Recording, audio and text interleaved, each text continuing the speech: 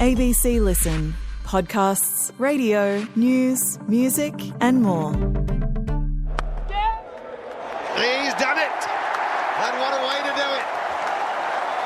The 100 that Chris Rogers so badly wanted, the Boxing Day 100, the one that should see Australia over the line. Here's what we know about Chris Rogers. Prolific red ball run scorer in his day, colourblind, phenomenal dancer. Arguably his biggest contribution to Australian cricket has been as coach of Victoria. They are back winning games and they are back producing talent. And as the Vics ready to host SA in the Sheffield Shield final starting Thursday, we're talking to Rogers about what he's already achieved, about what he's still chasing. Did you know he's out of contract? He is. We ask him if this is his last game coaching Victoria. I'm Patrick Stack. This is ABC Sport Daily. Chris Rogers is the coach of the Victorian cricket team. They have been the standout side of the Sheffield Shield season. That's why they're hosting the final. Chris, you've won this thing as a player twice. You've gone so close as a coach, losing finals against Western Australia. Just what would it mean to do this as a coach for you in terms of all the things you've achieved along the way in your career in cricket? Look, I think, you play and you coach to be successful and to win titles. From memory, winning, titles with Victoria, and being a part of those groups, even reflecting back, it has meant a lot and a lot of great memories. So from that point of view, I just really want the players to get that opportunity as well. We had Simon O'Donnell talk to us, him and Cam White, but Simon said he reflects far more on the Sheffield Shield season that he won than the one he lost. So, it's going to be something that hopefully, if we win, will stay with us for a long time, and that means a lot. I mean, the last time Victoria hosted a final was 2019. Only, I think, Marcus Harris and Scott Boland are still playing. And I think that kind of speaks to the development of the players that your program has achieved. Do you personally get more out of developing a player or developing players, plural, or is it the winning, week-to-week results that drives you?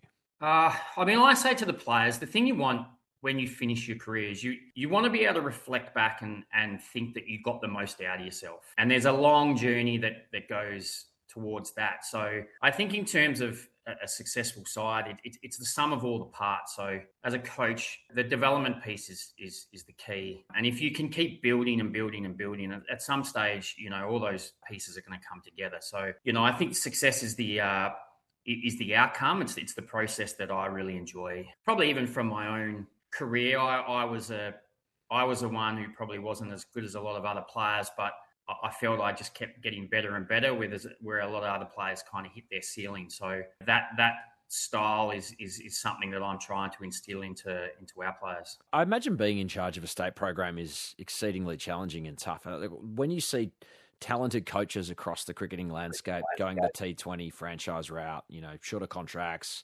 international travel, what do you find draws you to the pathway that you're on? I think the journey is it's so hard. And cricket's such a tough game that if you can succeed, it means a lot to the players. So I get drawn to seeing guys kind of the struggle, the fight, and working through and having success and seeing the enjoyment and satisfaction they get out of that. So the T20 aspect is something I still think that's something I could do and be successful at. But equally, I love the development phase and just seeing people grow as cricketers, but also as people as well. When you talk about the capacity to fight and just work through it, and you look at the campaign as a whole and its totality for these groups, is there a player in your Victorian setup who has embodied that to you? There's probably a number. I would say Sam Harper. This is a guy who's always had a lot of talent, but his performances have been okay and then punctuated with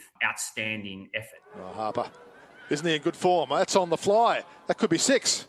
It is. It is. But just not enough consistency. We reflect on all the work he's done around his technical piece, his strategic piece, even his mental skills. That's just been such a long journey. And I use that word a lot, but it feels like it's been a long journey to get where it is now. And he's reaping the rewards. But he had to kind of walk through that door. He had to go down that path to get where he is now, it wasn't just given to him. And I think it's a cautionary tale for a lot of players. So, I've loved how he's won us games this year and the method he's done it. I think it's all the work he's done is coming together now.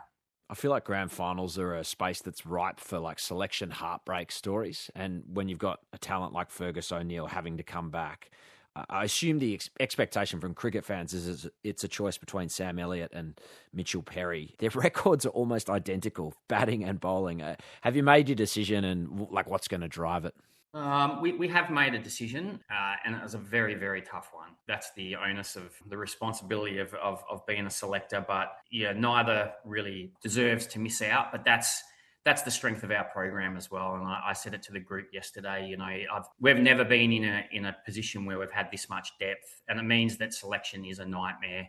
As someone who's made like a heap of runs in Sheffield Shield cricket personally, like what have you made of the low returns for the comp this year from a batting perspective? I think Peter Hanscom's topped the scorers and might have been the least runs from a comp benchmark in like 50 years. I feel like we complain from a media perspective for a period about there being roads in Sheffield Shield cricket, and now that the bowlers are on top, we're similarly displeased that, maybe it's too far the other way, or like we're never satisfied in the media. But from a coaching perspective, someone who's done it, from a batting perspective, what do you think about it?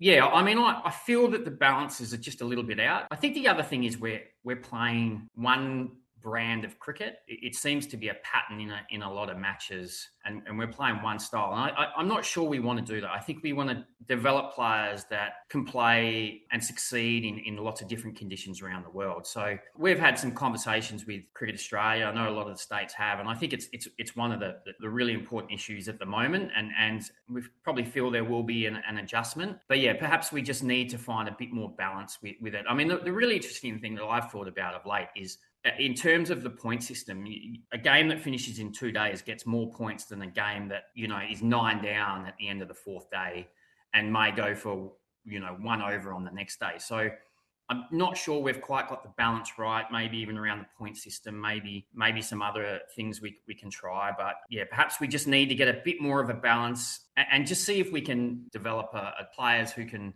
be a bit more adaptable.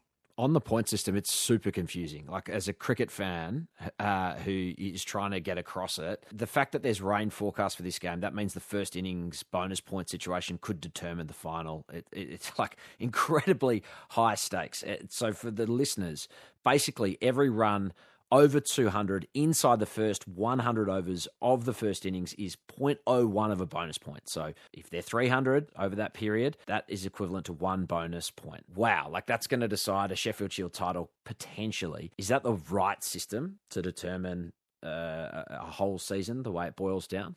I mean, there's also bowling points. So you get 0.1 of a point every time you take a wicket within that 100 overs as well. So there's been a bit of debate about that. They brought that in to try and create some positive cricket. I think it might be revisited, but we know what the rules are, so we're going to play by the rules. So yeah, it might be a little bit complicated for casual observers, but we understand the rules, so we're really aware of it. So excited to see Scott Boland playing game 100. They've literally unveiled a statue of him today. And taken! Boland's got 6 at the G! Build the man a statue! What is happening here, Howie? What does Scott Boland mean to you as a cricketer and a contributor for the Victorian cricket program? Yeah, I remember saying to the group, it was after we beat New South Wales in the second game, and Scotty, we almost looked like we were in a position we couldn't win, and then Scotty came along and just took the last 5 wickets in a blink of an eye, and we won. Boland storms in again. Catch it, that's out. Inside edge onto the pad, he's out, and game over. I remember saying to the group, you'll reflect back on this period and think how fortunate you were to play with Scotty Boland. And there was a couple of players that I was lucky enough to play with who were world-class and at the top of their game.